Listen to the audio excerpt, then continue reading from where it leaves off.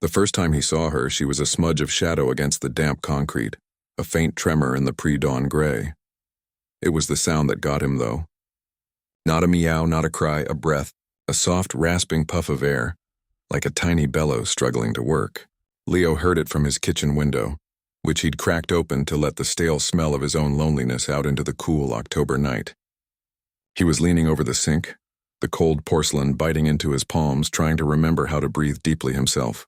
The 1-year anniversary was in 2 days. A year since the hospital room, the quiet beep of a machine flatlining, the way his own heart had seemingly fractured into 1,000 unspeakable pieces. Sarah was gone, and with her all the light, all the sound, all the color. And then came this sound, this faint, desperate puff of air from the alley below. He looked down. The streetlight at the end of the alley was flickering, its faulty bulb casting a stuttering, sickly yellow glow.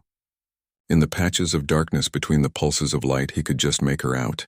A cat, small, curled into a tight defensive circle against the brick wall of his building. She wasn't moving, save for the slight frantic rise and fall of her ribs. He watched her for a long time until the sky began to bleed a pale, watery blue at the edges.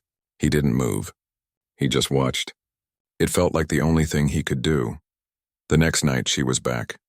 And the next, always in that same spot directly below his fire escape. Leo started leaving a small saucer of tuna juice out on the windowsill, a silent offering to a shared misery. He didn't know why. He'd never had a pet. Sarah had been allergic. But this felt different. This wasn't about adoption. It was about acknowledgement. A quiet, I see you, I hear your struggle. Mine is just the same. It took a week for him to realize she was blind. He'd brought the saucer down to the alley, placing it a few feet from her. She didn't startle at his approach. She just lifted her head, her nose twitching, and he saw them. Her eyes. They were a clouded, milky blue, like marbles dipped in fog. They didn't track his movement. They just stared, unseeing, at a point somewhere past his shoulder. A deep, aching sadness, one he thought had been completely numbed, bloomed fresh in his chest. She was alone. She was blind, and she was so small. He started talking to her. His voice was rough from disuse, a rusty gate swinging open. Hey there, little one, he'd murmur, setting the food down. It's me. Just me. He kept his movement slow, his voice low. He learned her language. The way she'd tilt her head to the left when she heard his footsteps on the gravel. The way her ears, one slightly torn at the tip, would swivel like tiny radar dishes triangulating his position. She never came close to him. She'd wait until he'd retreated all the way back to the building's stoop before she'd creep forward, her body low to the ground, her nose guiding her to the food. She'd eat with a frantic urgency, pausing every few seconds to lift her head and listen, her cloudy eyes wide with a fear he could feel in his own bones. Her world was built entirely of sound and scent and memory. He wondered what her story was, how she'd lost her sight, how long she'd been surviving in this concrete jungle, navigating by the smell of rotting garbage and the distant rumble of the subway. He started sitting on the stoop longer, just watching her. It became his new ritual. Instead of staring at the silent, suffocating walls of his apartment, he'd come down here, into the chill air, into the company of this broken creature. 2 weeks in, something changed. He'd brought a small piece of cooked chicken this time. He set it down, said as usual, "Hey there, little one," and began his retreat. But she didn't wait. She moved forward the second he stepped back, so quickly it made him freeze. She didn't eat the chicken. She stopped about a foot from it, her body tense. And then she did the strangest thing. She lifted her face toward him. She took one step, then another. Her movements were jerky, uncertain. She wasn't following a scent. She was walking directly toward the sound of his breathing. She stopped just inches from his worn-out sneakers. She tilted her head up, her milky eyes seeming to look right through him. She let out that sound again, that soft rasping puff of air, and then she leaned forward ever so slowly and pressed the top of her head against his shoelace. It wasn't an affection. It was a calibration, a confirmation. She was memorizing him, marking the specific scent of his detergent, the sound of his exhale, the warmth that radiated from him. She held it there for 3 full seconds. Then, as if startled by her own bravery, she turned and scrambled back into the shadows, leaving the chicken untouched. Leo stood there for a long time, his heart hammering against his ribs. The air felt different, charged. That small, deliberate touch, that intentional seeking of connection from a creature who lived in perpetual darkness, it shattered something inside him. A tiny crack in the ice that had encased his heart. He knew then. This wasn't just about a stray cat looking for a meal. There was a purpose to her being here. A desperate, silent mission he couldn't yet understand. She was trying to tell him something. She was trying to lead him somewhere. And the seed of a terrifying, beautiful thought planted itself in his mind. This blind cat, this ghost of the alley, wasn't just surviving. She was waiting for him, and soon she was going to ask him for the one thing he wasn't sure he had left to give. You're here listening, and that means more than you know. If you feel safe in these stories, your one subscribe helps me keep this quiet little corner alive. Thank you for being part of this peaceful world. The days began to fold into one another, each one structured around the silent appointments in the alley. Leo's life, which had felt like a barren, windswept plain, now had a single fragile landmark. Her. The world outside their alley kept turning. Cars honked. People hurried past the mouth of the alley on their way to important jobs and full lives. But in here, time moved differently. It was measured in the slow, careful rituals of trust. He learned her patterns. She was always there before first light, a silent sentinel in the gloom. He started setting his alarm for 4:30 a.m., not because he was sleeping much anyway, but because he didn't want her to wait. He'd pull on the same gray hoodie, the one that smelled increasingly of cold air and faintly of her, a dusty, sweet scent of dry leaves and survival.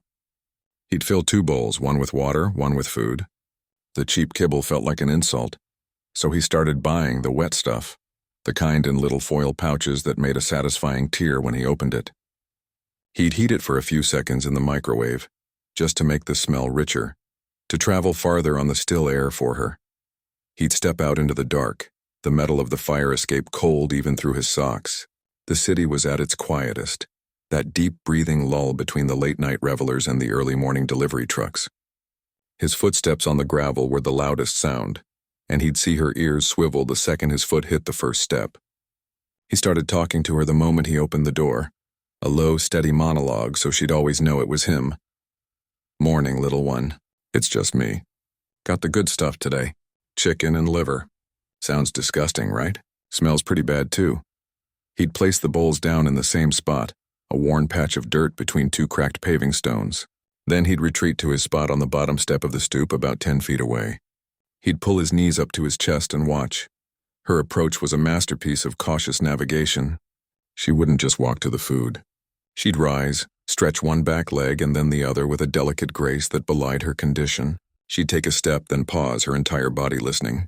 Her nose would twitch, sampling the air, parsing the scent of the food from the scent of him, from the scent of the wet brick, from the scent of the greasy pizza box someone had tossed by the dumpster. Another step. Her whiskers, long and white and incredibly expressive, would sweep forward, testing the space in front of her. She was mapping the world in real time every single time. He noticed the small things, the way the very tip of her tail would give a tiny, almost imperceptible flick when she finally located the bowl with her nose, the way she'd always circle it twice before settling down to eat, a primordial instinct to check for threats she couldn't see, the way her ears would flatten slightly with pure pleasure at the first bite. She ate neatly, daintily, which surprised him. He'd expected the frantic scavenging of a desperate animal, but this was different. This was gratitude. After she ate, she'd groom. Sitting right there in the open, she'd lick a paw and drag it over her face, behind her ears, down her chest. Her fur, which had first looked matted and dull, began to smooth out, revealing a pattern of muted tortoiseshell, swirls of charcoal gray, patches of diluted orange, little white socks on her front paws. She was beautiful. In her self-care and her quiet dignity, he saw a resilience that humbled him. One morning, a week after the shoelace incident, a garbage truck rumbled past the alley's entrance, its air brakes hissing like a giant beast.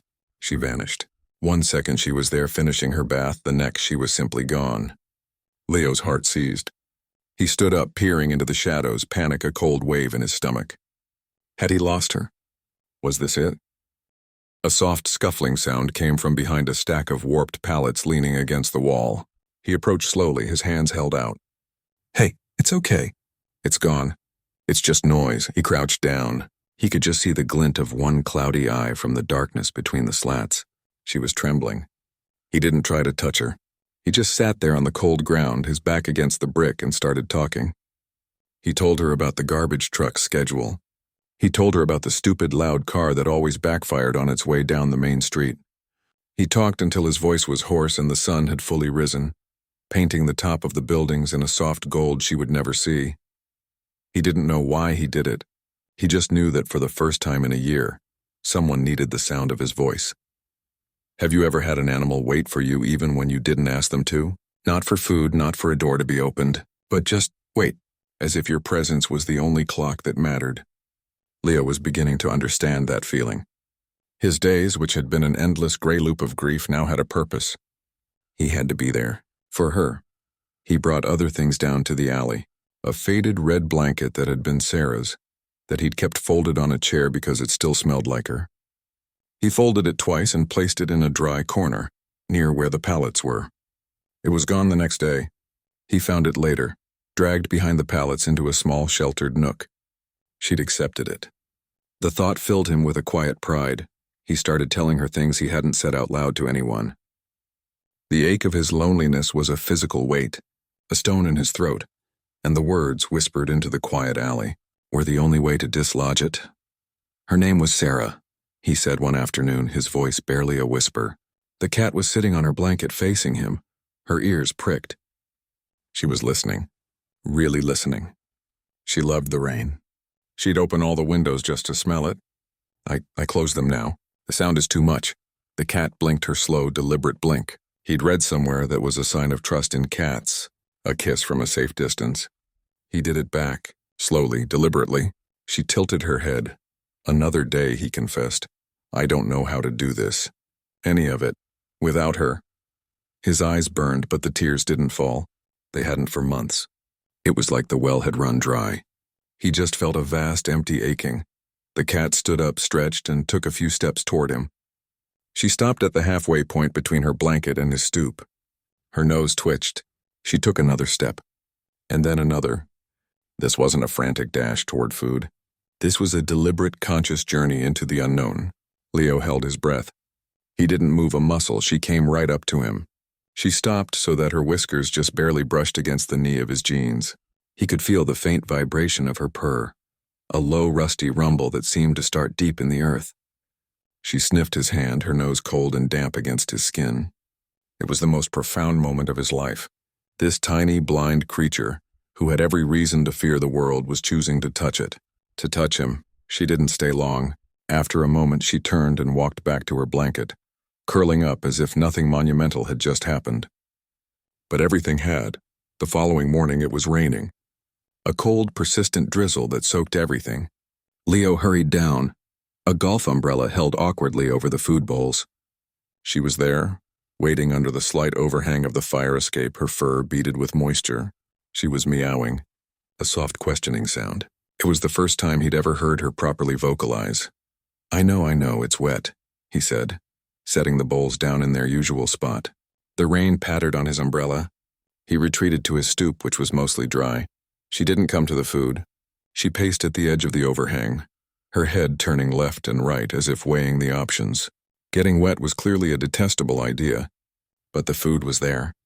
And he was there. She made her choice. She ducked her head and hurried into the rain, beelining for the food. She ate quickly, the rain darkening her back. When she was done, she didn't run back to her shelter. She turned, and she walked through the rain directly toward him. She walked right up to the stoop onto the first dry step. She shook herself, a tiny violent shudder that sent a spray of raindrops onto his legs. Then she looked up at him, her milky eyes pointed in his direction, and let out that soft puffing sound. It was an invitation. Or a question. Slowly, so slowly, Leo lowered his hand. He didn't reach for her. He just held it palm up in the space between them. The rain drummed on the umbrella. The city was a watery blur. She hesitated. She sniffed the air. And then she leaned forward. She pressed the top of her head, damp and warm, firmly into the center of his palm. It was a solid, undeniable weight. A choice. A seismic shift. She held it there for a long moment, her purr escalating into a loud, contented thrum that he felt in his very bones. Then, As if the effort of such trust had exhausted her, she curled into a tight circle on the step beside his foot, tucked her nose under her tail, and closed her sightless eyes. Leo didn't move. He left his hand resting lightly on her damp fur, feeling the incredible, fragile engine of her life humming beneath his fingers. The stone in his throat dissolved, and for the first time since he'd stood in that hospital room, the tears came, silent, warm, and healing. They fell onto the step beside her, mixing with the rain, watering the tiny, hopeful thing that had just begun to grow between them in that damp, dirty alley. She was trusting him, and in doing so, she was teaching him how to trust the world again. The world had narrowed to the size of a city alley, and for the first time in a year, that felt like enough. Leo's life began to orbit the small, blind cat he'd started calling Piper, for the soft piping sounds she'd make when she knew he was near. His apartment wasn't a tomb anymore. It was just a place to wait between their visits. He'd go upstairs after their mornings together and actually make coffee. He'd look out the window, not with a hollow ache, but with a quiet anticipation, scanning the alley for any sign of her, though he knew her schedule was as steadfast as his own. He bought things for her, a proper ceramic bowl to replace the chipped plate, a plush bed that he tucked into the nook behind the pallets, sheltered from the wind and rain. She accepted these gifts with a regal air, inspecting them with her nose and whiskers before deeming them worthy. She'd sleep in the bed, but only after he'd left for the day. He knew because he'd sneak glances from his kitchen window, watching the tiny rise and fall of her body, a speck of peace in the urban grit. The trust between them became a tangible thing. She now met him at the base of the fire escape every morning, her tail held in a gentle question mark. She'd rub against his legs, a figure eight of affection that left a faint trace of dust on his jeans. She let him pet her, truly pet her. His fingers would trace the ridge of her spine, feeling each vertebra like a tiny pearl under her fur. She'd push into his hand, her purr a constant grounding rumble. She was his anchor, and he realized, was her eyes. But then the pattern changed. It was subtle at first. He'd arrive with her breakfast and she'd eat, but hurriedly, impatiently. She'd finish, and instead of settling into her slow, meticulous grooming ritual, she'd become agitated. She'd pace the length of their alley, her head low, her ears flicking back and forth. She'd stop and point her nose down the alley, away from the street toward the dead end where a chain-link fence separated the concrete from a tangled, forgotten patch of urban woods behind the buildings. She'd let out a low, guttural meow that was nothing like her usual sounds. It was a sound full of intent, of purpose. "What is it, Piper?" he'd ask, crouching down. "What's back there?" She'd come to him then, butting her head against his shin, then turning back to face the fence. She'd take a few steps, stop, and look back at him, not with her eyes but with her entire body. An unmistakable gesture. "Come, follow." The first time she did it, he just chuckled. "There's nothing there, girl. Just weeds and old bottles." He'd try to distract her with a catnip mouse he'd bought. She'd ignore it completely, her focus absolute. This became the new routine. Eat, then plead, a silent, persistent begging to go toward the fence. After a few days of this, a cold knot of worry began to form in Leo's stomach. This wasn't a quirk. This was a compulsion. What was down there? Was she hurt? Was there another animal? The thought of her being in pain, of some injury he'd missed, sent a jolt of fear through him.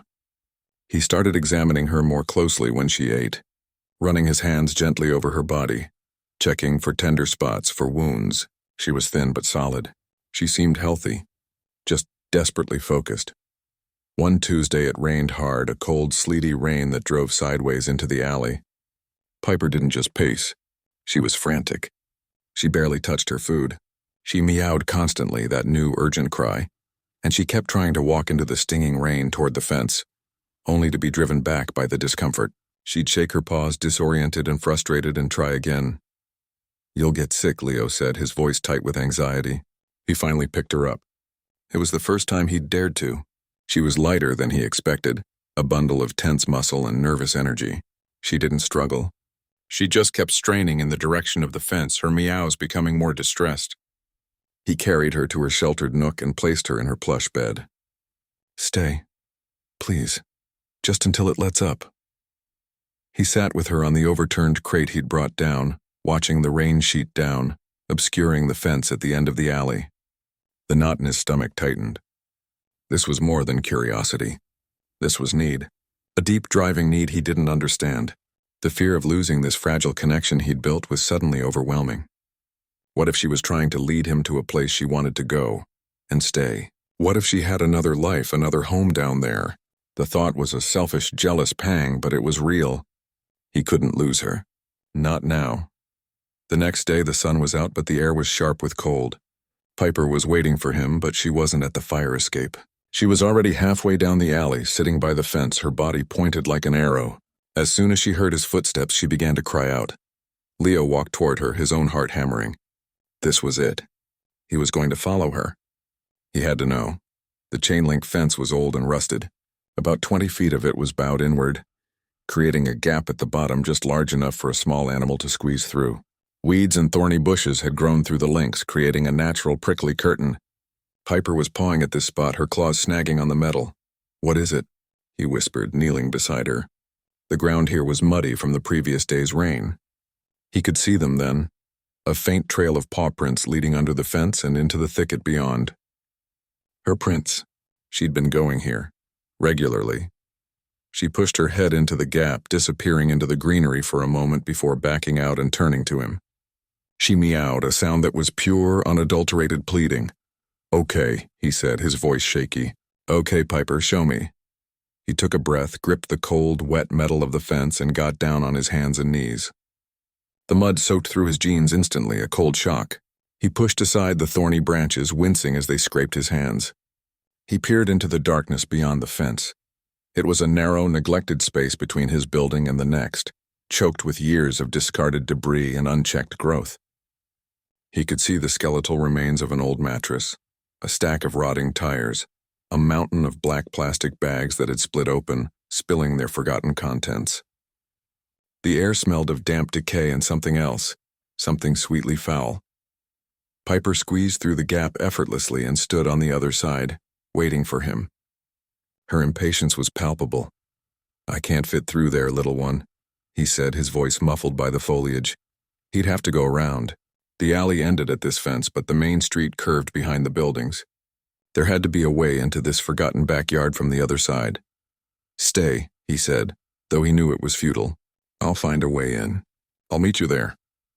He got up, his knees caked in mud, and jogged back down the alley out to the street. He hurried around the block, his mind racing. What was he going to find? An injured animal? A source of food she'd discovered? The sweet foul smell lingered in his nostrils, triggering a deep primal dread he couldn't name. He found a narrow, overgrown driveway between two buildings that led into the back lot. It was blocked by a padlocked gate, but he was able to squeeze through the bars. The lot was worse up close, a dumping ground for things people wanted to forget. The thorny bushes were thicker here, forming a nearly impenetrable wall around the perimeter. He could hear her.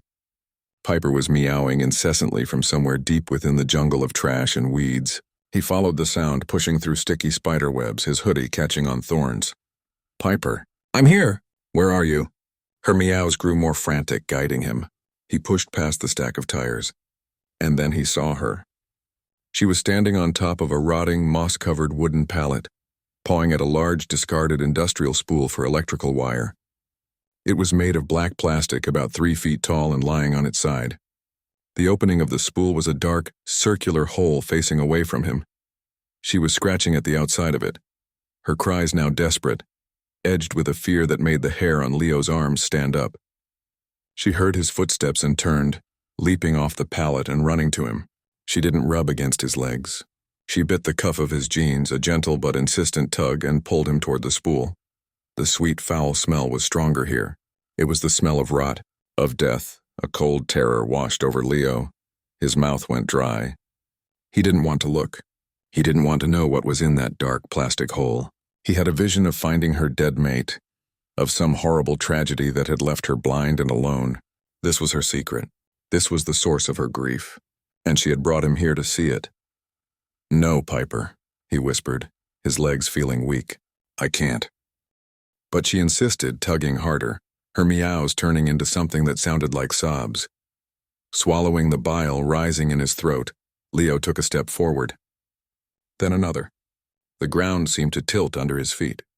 He could see there was something in the spool, a shapeless dark mass. The smell was almost overpowering, He forced himself to take the final steps.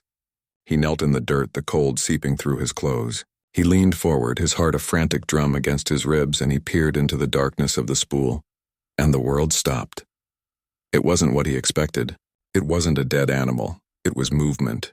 Tiny, blind mewling movement, and nestled among them. Another cat, skeletal and still, its fur matted, its body long since given up. Piper brushed past him, squeezing into the spool. She began to lick the tiny, squirming bodies, cleaning them, nudging them toward her non-existent milk. She was so thin, she had nothing left to give. She had been trying to lead him here to her kittens for days. She had been asking him for help, and she had been mourning, keeping her vigil beside the body of what must have been the only other soul she had in the world. Leo fell back onto the muddy ground, his hand over his mouth, struggling to breathe. The tears came then, not silent ones, but great heaving sobs that tore from a place inside him he thought had died with Sarah. He cried for Piper's loss. He cried for her desperate, magnificent courage. He cried for the 5 tiny lives wriggling in the dark, depending on a blind mother who had used every last ounce of her strength to find them a miracle. She had led him to a nest of life and death. And in that moment, the fragile world of their alley shattered, replaced by a terrifying, beautiful, and overwhelming responsibility. She had trusted him with everything. And now, he had to prove he was worthy of it. For a long time, there was only the sound of his own heart, a wild, panicked thrashing in his ears, and the soft, mewling chorus from the dark hole of the spool. Leo knelt in the mud, the cold seeping through his jeans, his body trembling with a violence he couldn't control. The world had narrowed to this single, horrific, beautiful point. The body of the other cat, emaciated and still. The 5 tiny, blind kittens, their eyes still sealed shut, wriggling over each other in a desperate search for warmth and milk that would never come.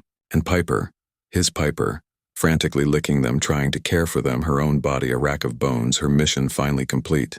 She had led him here. She had shown him her heart, broken and full all at once. His first coherent thought was a wave of nausea so powerful, he had to put his hands on the ground to steady himself. The sweet foul smell of death filled his nose, his mouth. This was what she had been living with. This was the secret she had been carrying. While he was upstairs in his apartment, drowning in his own grief, she was down here, in the cold and the filth, tending to her dead friend, sister, mate, and trying to keep their babies alive. All of it, alone. In the dark, the enormity of her struggle crashed over him, a tidal wave of awe and shame. Her daily visits to him hadn't been just about getting food for herself. They had been about survival. For them, she'd eaten, she'd gained strength, and then she'd come back here to this nightmare to try and nourish these kittens. How long had the other cat been dead? Days, a week? The thought of her blind and alone, curling up next to a lifeless body for comfort, trying to will it back to life, was a physical pain in his chest. "Oh, Piper," he choked out, the words a ragged sob. "Oh, my brave, brave girl." She paused her frantic cleaning and turned her head toward the sound of his voice. Her milky eyes were wide, her ears flat against her skull. She let out a low, worried trill, a sound he'd never heard before. It was a question. "I brought you here. I showed you. Now what, now what?" The 2 most terrifying words in the English language, panic, cold and sharp, seized him. What was he supposed to do? He knew nothing about kittens. Nothing about caring for any living thing, it seemed. He'd failed at the most important thing. The image of Sarah, pale and fading in a hospital bed, flashed behind his eyes. The feeling of helplessness. This was the same. This was a different kind of life hanging in the balance, 5 of them. And he was just a broken man in the mud. He wasn't a hero. He was a failure. He started to hyperventilate, his vision spotting at the edges. He was going to fail them. He was going to fail her. She had trusted him, and he was going to let them all die right here in this filthy wasteland because he didn't know what to do. Piper meowed again, louder this time. She nudged one of the kittens with her nose, then took a step toward him, then another. She left the spool and walked right up to him. She didn't rub against him. She didn't ask for comfort for herself. She placed her 2 front paws on his knee, straining up toward his face, and she meowed directly at him. It wasn't a cry of fear. It was a command, a plea. Do something. That sound, that fierce, determined trust cut through the panic like a knife. It silenced the screaming voice of his own inadequacy. She wasn't looking at a failure. She was looking at her only hope. And she believed in him. This creature, who had every reason in the world to distrust every living soul, believed he could fix this. He sucked in a shuddering breath, wiping his arm across his wet face. "Okay," he whispered, his voice raw. "Okay, I'm here. I'm not leaving." The first thing was the obvious, terrible thing. He couldn't leave the body of the other cat there. It was a source of disease, of heartbreak for her. It had to be moved. The thought of touching it made his stomach clench. "I'm sorry," he murmured, to the dead cat, to Piper, to the universe. He took off his hoodie, the one she'd rubbed against so many times, and approached the spool. Piper watched him, her head tilted. He spoke to her softly, explaining every move. "I have to move them, Piper. I'm not taking them away. I'm helping. Do you understand? I'm helping." Gently, with a tenderness he didn't know he still possessed, he used the hoodie to carefully, reverently, wrap the small, stiff body. It was so light, a collection of bones and fur. He felt a fresh wave of grief for a life he never knew, for a struggle that had ended in silence and darkness. He carried it a few feet away to a clear patch of earth under a skeletal tree. "I'll come back," he promised it softly. "I'll take care of them." "I swear," he returned to the spool. The kittens were crying louder now, their tiny mouths opening and closing, searching. Piper was back with them, nuzzling them, her own anxiety rising. They were hungry. They were cold. They were dying. Leo's mind raced. They needed warmth. They needed food. They needed to get out of this freezing, rotten place. He looked at the spool. It was their nest. It was all they knew. He couldn't just grab them. He had to move the entire nest, with her in it. He knelt down again, his face level with the opening. "Piper," he said, his voice low and steady, forcing a calm he didn't feel. "We have to go. We have to take them home. My home, it's warm there. There's food. It's safe." She stared in his direction, unblinking. He slowly reached a hand toward the spool. Not toward the kittens, but toward her. He placed his fingers just inside the opening. An invitation. "Come on, girl. Trust me just a little bit more, please." He held his breath. This was it. The moment she would either choose to believe in this new, terrifying plan, or she would retreat into the darkness with her babies, and he would have to find a way to help them here, in the cold. She looked at his hand. She looked back at her mewling kittens. She made a soft chattering sound in her throat. And then she did the most unbelievable thing. She leaned forward and pressed her forehead against his fingertips. It was the same gesture she'd used on his shoelace that first time, but now it was saturated with meaning. It was a transfer of trust, a passing of the torch. She was giving them to him. She stepped back, allowing his hand into the sacred space of the nest. His hands were shaking so badly he was afraid he would hurt them. He spoke to her constantly, a stream of soothing nonsense. "It's okay, little ones. It's okay. We're going somewhere safe. Your mom is so smart. She's so brave. You're going to be okay." He carefully, so carefully, gathered the kittens into the cupped pouch of his hoodie, which he'd laid on the ground. They were smaller than his palm, each one. They were warm and fuzzy and so incredibly fragile. They squirmed at the change, their cries intensifying. Piper cried out too, a sharp sound of maternal alarm, and immediately began to herd them, licking them, pushing them back into a pile with her nose. "It's okay. Piper, I've got them," he whispered, his voice thick with tears. He bundled the hoodie gently around the squirming pile, creating a warm, dark pouch. He stood up, cradling the precious mewling bundle against his chest. He looked at her. "Come on, follow me. Stay with me." He began to pick his way back through the jungle of trash, moving slowly, careful not to jostle the kittens. He held his breath, listening. For a terrifying second, he heard nothing behind him. Had she stayed? Had the burden of the journey been too much? Had he moved too fast? Then he heard it. The soft crunch of her paws on the dead leaves. The occasional worried meow. She was following. She was trusting him to lead her blind family through a world she couldn't see. The walk back to his apartment building was the longest journey of his life. Every crack in the sidewalk was a canyon. Every passing car was a monster. He held the kittens close, whispering to them, to her, to himself. Piper stayed right at his heels, her body brushing against his leg every few steps, a constant tactile check-in. "I'm here." "Are they there? Are you there?" He fumbled with his keys at the main door, his hands numb with cold and fear. He got the door open and hurried into the warmth of the lobby.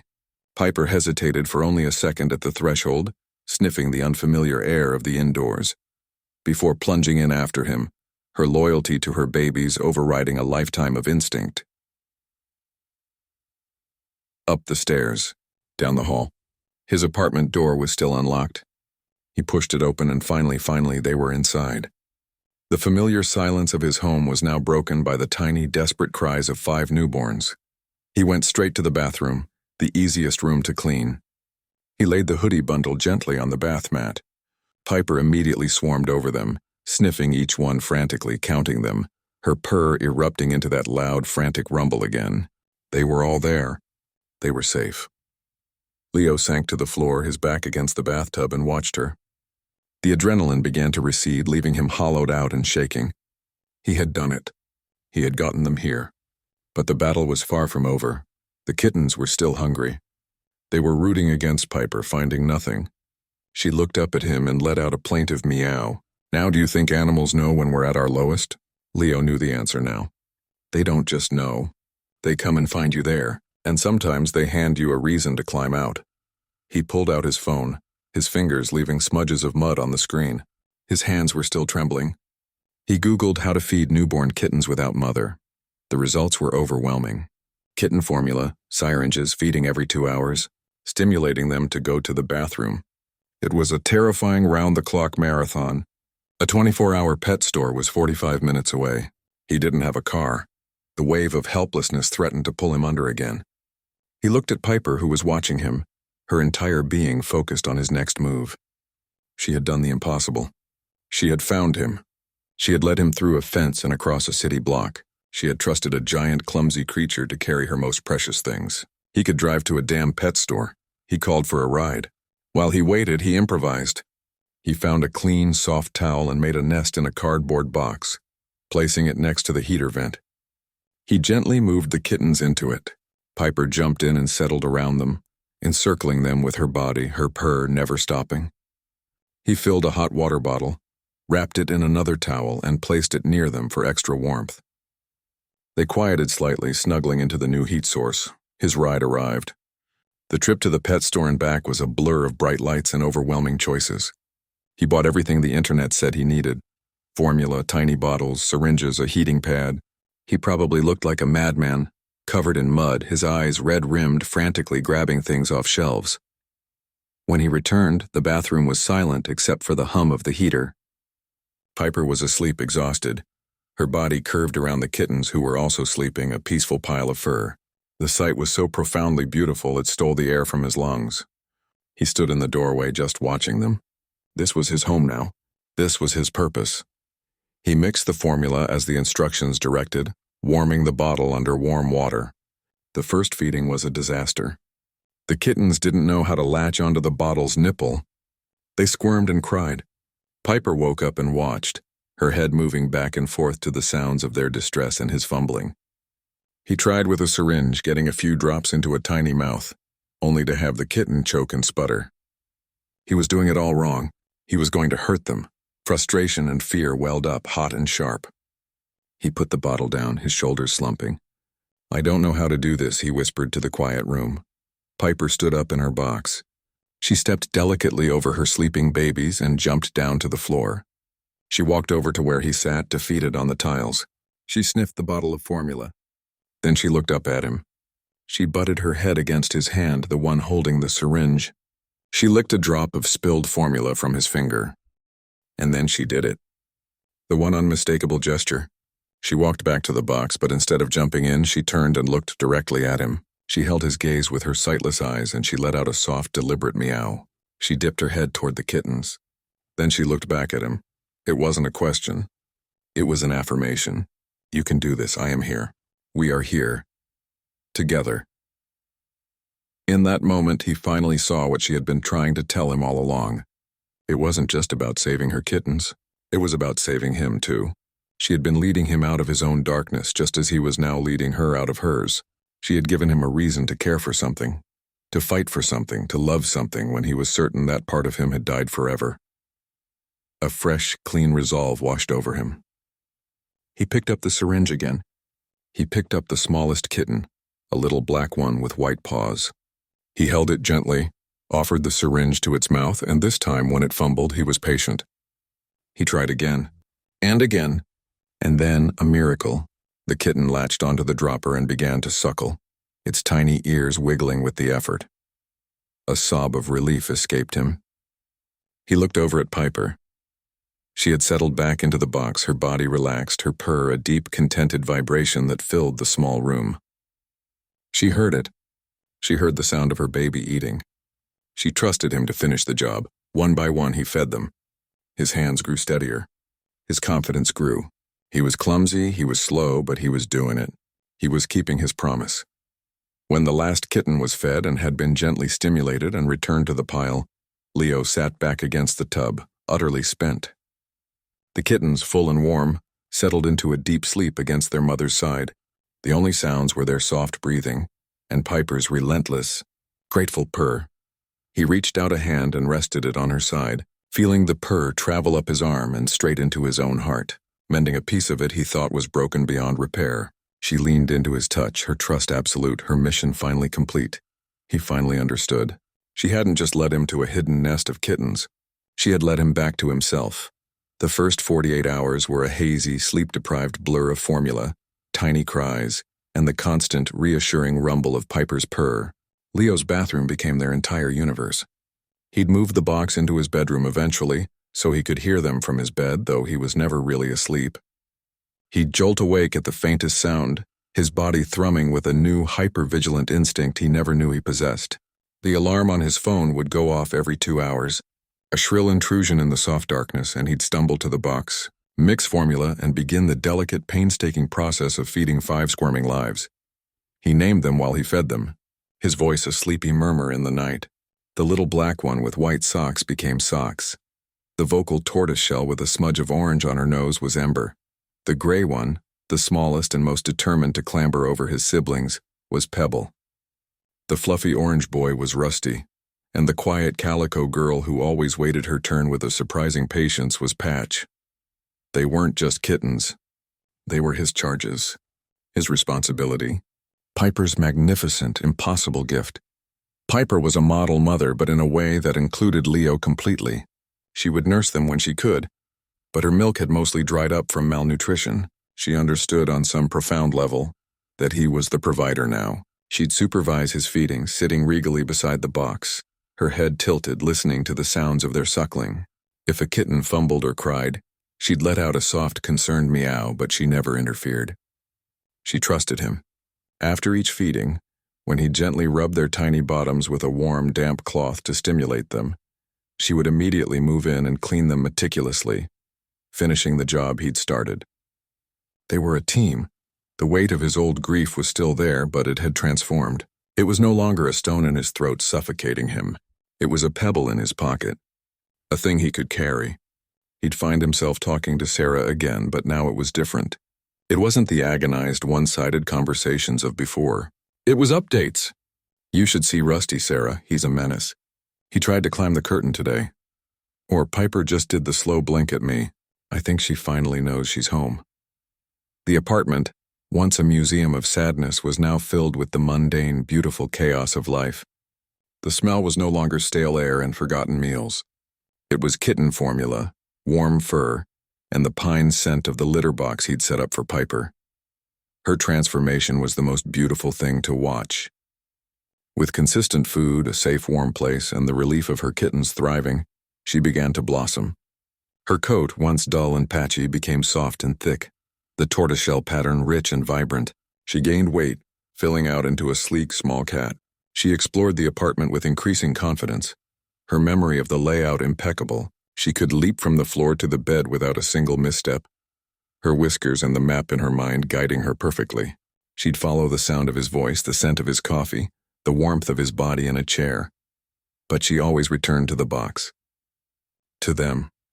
Her purr was a near-constant sound, a contented engine of happiness that filled the rooms. The kittens opened their eyes. It happened over the course of a single miraculous day. Leo was feeding Pebble when he saw it, a sliver of bright blue peeking through the sealed lid of her eye. He held his breath, watching as she blinked, the world slowly coming into blurry focus for the very first time. He was the first thing she saw, Her tiny, fuzzy face, her new blue eyes seemed to lock onto his. She didn't look afraid. She looked curious. By that evening, all 5 of them were peering at their strange new world with wide, wondering eyes. They saw their mother. They saw each other. And they saw the giant, gentle hands that fed them and held them. Leo cried. He sat on the floor and wept quiet, happy tears as 5 pairs of eyes observed him with innocent curiosity. Piper, sensing the shift, came and nudged his hand with her head, then licked the tears from his cheek. Her sandpaper tongue was a blessing. Absolution. The weeks tumbled forward. The kittens grew. They learned to wobble around the box. Then they learned to escape the box, tumbling over the edge in a fuzzy heap, much to Piper's vocal dismay. The apartment became a playground. Socks would bat at the laces of Leo's sneakers. Ember would chase dust motes dancing in the sunbeams. They discovered the profound joy of a crinkly ball, the terror and excitement of a feather wand, the absolute luxury of a sun-warmed patch of carpet. Leo's life was utterly, completely different. He'd wake up not to an alarm, but to the feeling of a tiny paw batting his nose or the sound of a playful skirmish under his bed. He'd make coffee with a kitten draped over his shoulder like a purring scarf. He spent his days on the floor, a willing jungle gym for 5 rambunctious, loving creatures. The silence was gone, and he didn't miss it for a second. He'd sit on the couch in the evenings, a kitten purring on his lap, another on his chest, and Piper would always find her spot. She'd leap up, walk across his legs with unerring accuracy, and settle herself in the crook of his arm, her head pressed against his heart. She'd reach out a paw and rest it on his wrist, a permanent living tether. She'd purr, and he'd feel the vibration travel through his entire body, a constant physical reminder that he was needed, that he was loved. He knew, of course, that he couldn't keep all 5 kittens. It was a practical reality, but the thought of letting any of them go was a fresh kind of ache. He'd made a promise, to Piper, to himself. He would find them the most perfect homes imaginable.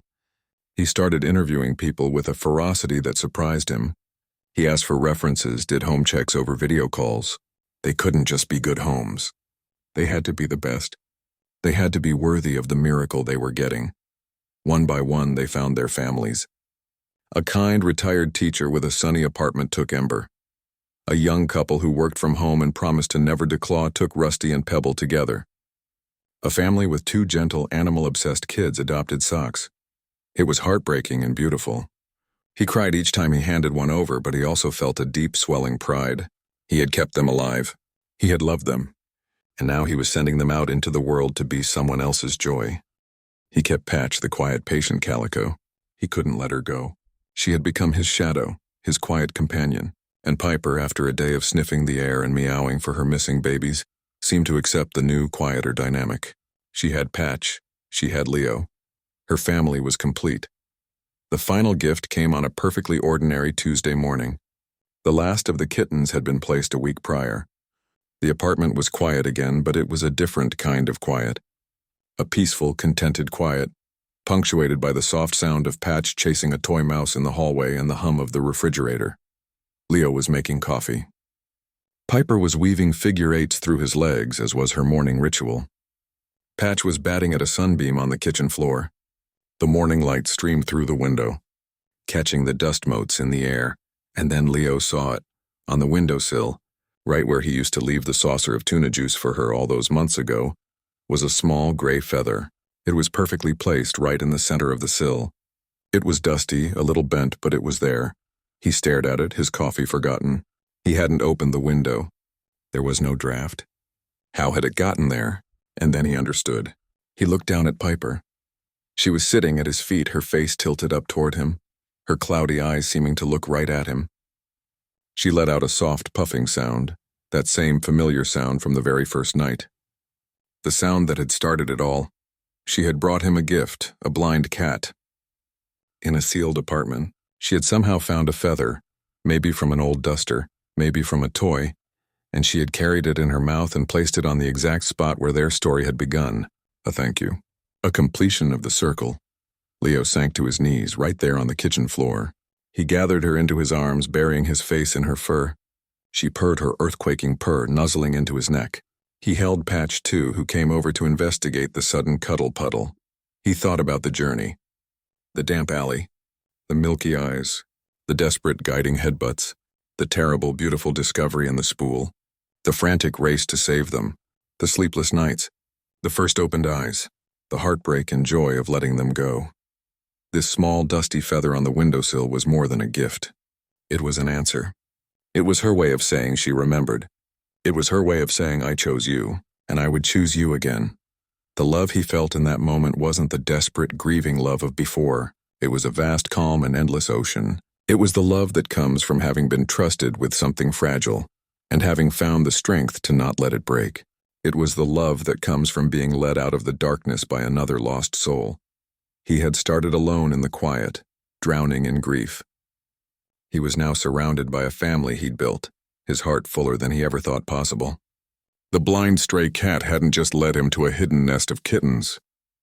She had led him home, to himself, to a life where love wasn't a thing to be lost but a thing to be built. One act of trust, one shared breath, one small feather at a time. The universe speaks in whispers. Sometimes it speaks in the soft, rasping breath of a small, blind creature in the dark. And if you're quiet enough, if you're still enough to listen, it will lead you to a miracle. You stayed till the end. Thank you. If it felt like a soft hug or a warm purr in your heart, subscribing lets me bring you more moments like this.